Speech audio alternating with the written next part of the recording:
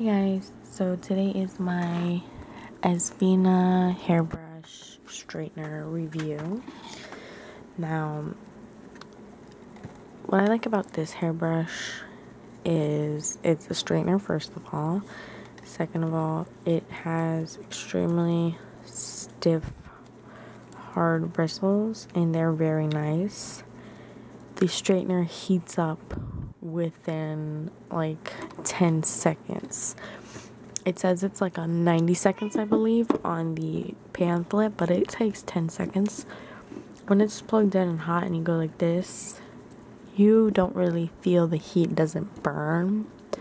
You only need to do about 2 or 3 good brushes with your hair real quick before it will actually straighten though. Another thing I really do enjoy about this product is it doesn't leave that burnt hair smell.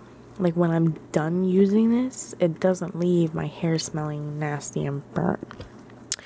Now, what came with the product was this little bag I can put it in afterwards, and it feels like one of those bags where I can put it in there hot and it won't even burn it.